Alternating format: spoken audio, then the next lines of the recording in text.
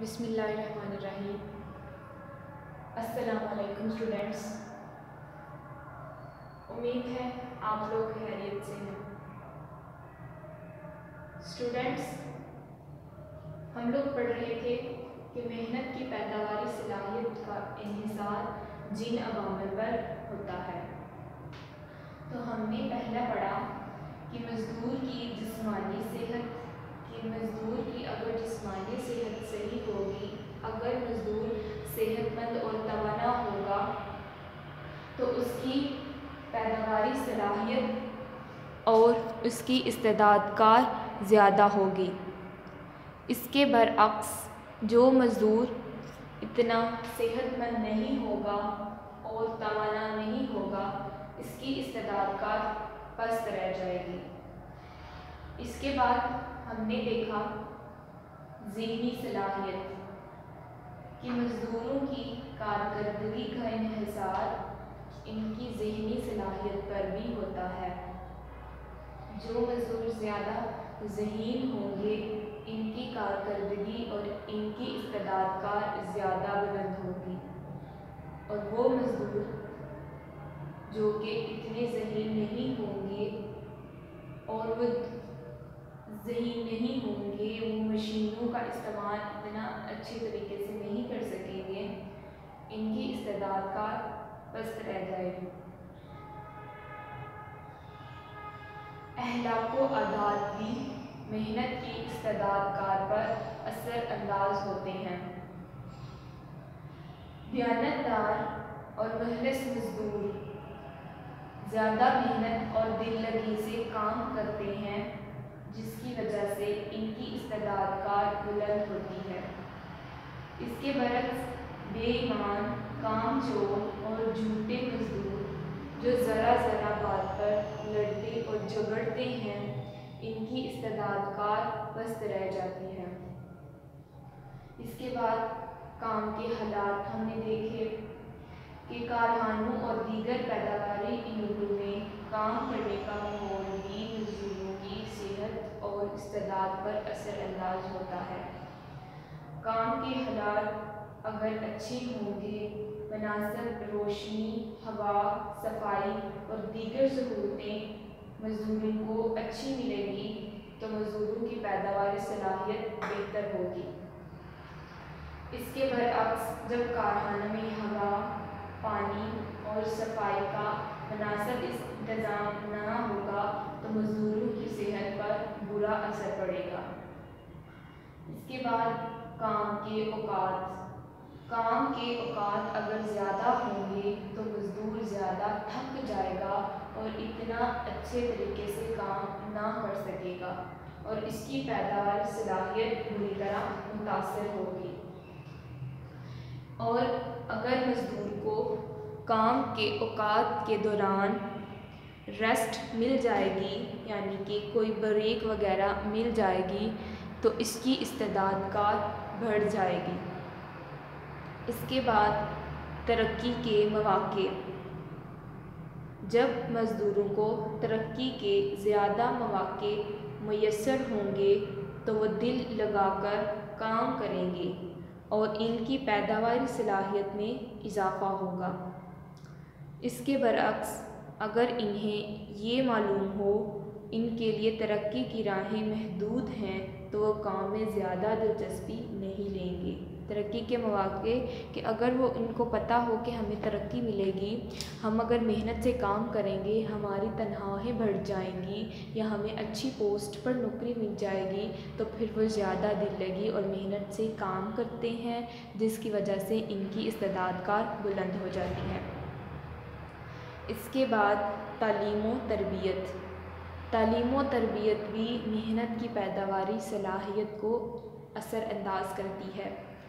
मज़दूर अगर पढ़े लिखे होंगे, फ़नी तालीम व तरबियत के मालिक होंगे, वो काम को अच्छी तरह समझ लेंगे और इसमें महारत पैदा कर लेंगे, उसकी क़ुव्वत पैदावार बढ़ जाएगी।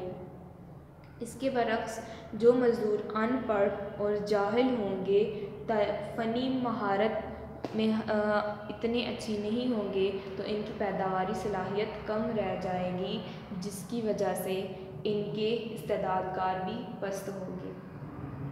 मज़दूर और मालिक के बेहतर ताल्लुकात। अगर मज़दूर और मालिक के ताल्लुकात खुशगवार हों तो एक दूसरे का इज़्ज़त और एहतराम बढ़ जाता है। मज़दूर नेक नीयती से जी लगाकर काम करते हैं और ज़्यादा पैदावार देते हैं। इसके बरक्स अगर मज़दूर और मालिक के दरमियान ताल्लुकात अच्छे ना होंगे, गलत फहमियों की बना पर एक दूसरे को नीचा दिखाने की कोशिश करेंगे तो मज़दूरों की इस्तेदाद पर पूरी तरह मुतासिर होगी।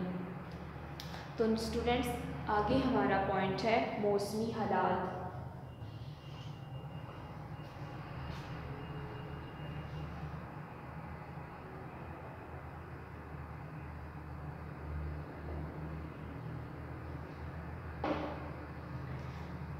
हर मुल्क का मौसम और आबो हवा भी मज़दूरों की इस्तेदाद पर असरअंदाज होती है। अगर सख्त गर्म और सख्त सर्द खुश्क आबो हवा वाले इलाकों में मज़दूर ज़्यादा देर तक और ज़्यादा मुस्तैदी से काम नहीं कर सकते, जबकि मुतदल इलाकों वाले मज़दूर ज़्यादा मुस्तैद होते हैं। मौसमी हालात भी इस्तेदादगार पर असरअंदाज होती हैं। वो इलाके जो कि ज़्यादा गर्म नहीं या ज़्यादा सर्द इलाके नहीं, वहाँ मज़दूरों की इस्तेदादगार बुलंद है, जबकि वो इलाके जहाँ पर सख्त गर्मी या सख्त सर्दी होती है, उनकी पैदावारी सलाहियत और इनकी इस्तेदादगार कम होती है, क्योंकि मौसम की सख्ती की वजह से उनकी सेहत पर असर पड़ता है, जिसकी वजह से जब उनकी सेहत खराब हो जाएगी तो उनकी इस्तेदादगार भी पस्त रह जाएगी। मुतदिल इलाकों वाले मज़दूर ज़्यादा मुस्तैद होते हैं और ज़्यादा देर तक काम भी कर सकते हैं। इस तरह इनकी क़ुव्वत पैदावारी ज़्यादा होती है। आबो हवा के फ़र्क की वजह से पाकिस्तानी मज़दूर की इस्तेदादगार बरतानिया, अमेरिका और जापान के मज़दूर से कम होती है। इसके बाद तकसीम कार।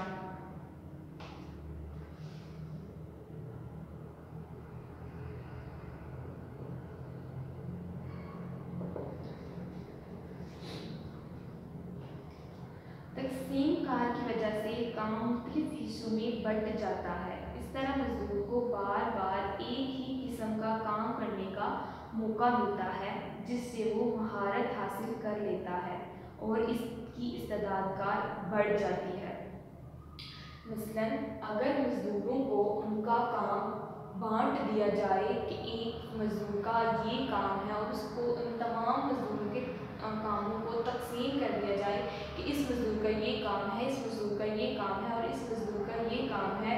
अगर कपड़े का काम है कि एक मजदूर ने सिर्फ कपड़ों को काटना है, एक मजदूर ने सिर्फ कपड़ों को सिलाई करना है और एक मजदूर ने कपड़ों के धागे वगैरह का काम करना है, यानी कि हमने काम को तकसीम कर दिया इन मजदूरों में, तो इस तरह मजदूर को बार बार और उसने वही बार बार काम करते रहना है। तो इस तरह मजदूर को बार बार एक ही किस्म का काम करने का मौका मिलता है, जिससे वो एक काम पर महारत हासिल कर लेते हैं और इस तरह इनकी इस्तेदादगार बढ़ जाती है। अगर ऐसा हो कि मजदूर को बार बार दूसरे काम मिलते जाएं, एक काम के बाद दूसरा मुख्तलिफ काम मिले, तो वो एक काम में महारत हासिल नहीं कर सकेंगे, जिसकी वजह से फिर वो महारत भी ना हासिल कर पाए और उसकी इस्तेदादगार कम रह जाएगी। इसके बाद रोज़गार का आर्जी या मुस्तकिल होना।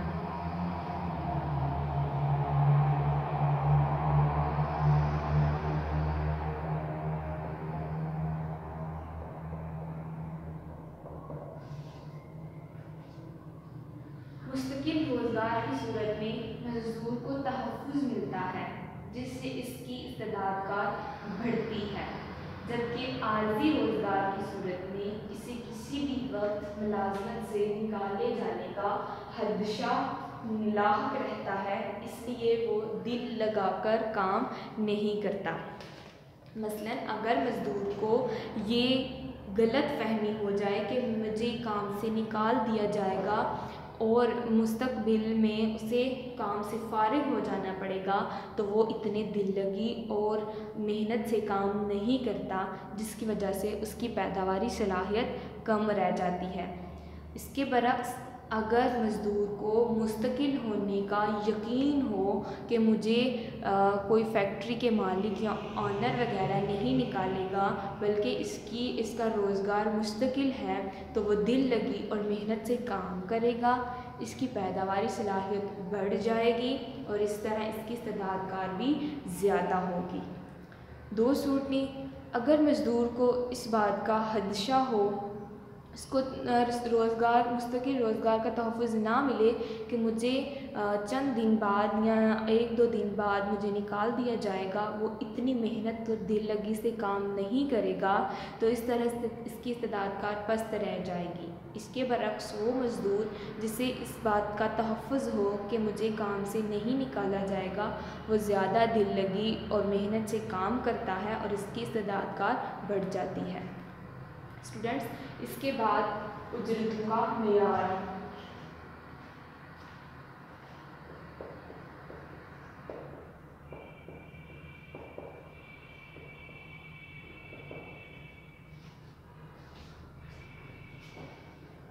अगर मज़दूर को इसका सही मुआवजा बर वक्त मिल जाए तो इसे अशियाए खुर्दनोश ज़रूरत के मुताबिक दस्तयाब होती हैं, जिससे इसकी सेहत ठीक रहती है और इस्तेदादकार बुलंद होती है। इसके बरअक्स अगर उजरत कम हो और उसकी वसूली भी वक्त पर ना हो तो मज़दूर का काम करने का जज्बा सर्द पड़ जाता है, जिससे इसकी क़ुव्वत पैदावारी बुरी तरह मुतासिर होती है। अगर मज़दूरों को का सही मुआवजा और बर वक्त मिल जाए, यानी कि मज़दूर जो काम कर रहा है उसको उसका सही मुआवजा मिले और वो मुआवजा उसे वक्त पर मिले और इससे वो अशिया खुर्दनोश ज़रूरत के मुताबिक दस्तयाब हो जाएंगी, इसकी वजह से उसकी सेहत ठीक रहेगी। और इसके बरअक्स अगर मज़दूर को ये हो कि उसको उजरत कम मिल रही है और उसकी वसूली भी वक्त पर नहीं, तो मज़दूर का काम करने का जज्बा सर्द पड़ जाता है, जिससे इसकी क़ुव्वत पैदावारी भी बुरी तरह मुतासिर होती है। उसके बाद ख़ानदान और नस्ल।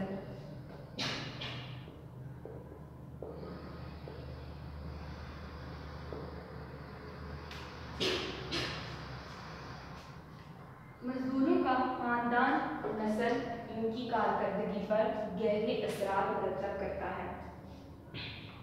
बाज़ नस्लें फितरी तौर पर ज़्यादा जफाकश, निडर और मेहनती होती हैं, जबकि बाज़ सुस्त और काहिल होती हैं।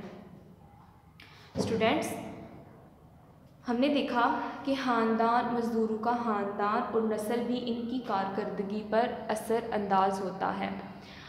वो मज़दूर जिनका ख़ानदान अच्छा होगा इनकी नस्ल की कारकर्दगी पर भी असरात मुरतब करता है, और वो बाज़ नस्लें जो कि फितरी तौर पर इतनी मेहनती नहीं होती, जफाकश नहीं होती, सुस्त होती हैं और काहिल होती हैं, उन मज़दूरों की इस्तेदादकार पस्त रह जाती है। और वो मज़दूर जो कि पीछे से ही उनकी नस्लें अच्छी होंगी, जफाकश होंगी, निडर होंगी और मेहनती होंगी, उनकी इस्तेदादकार ज़्यादा होती है उन मज़दूरों की निस्बत जिनकी नस्लें ज़्यादा मेहनती और जफाकश नहीं होती। इसके बाद हमारा दीगर आमलीन की नोयत है कि दीगर आमलीन की नोयत में की वजह से भी मज़दूर की सलाहियत पर असर होता है।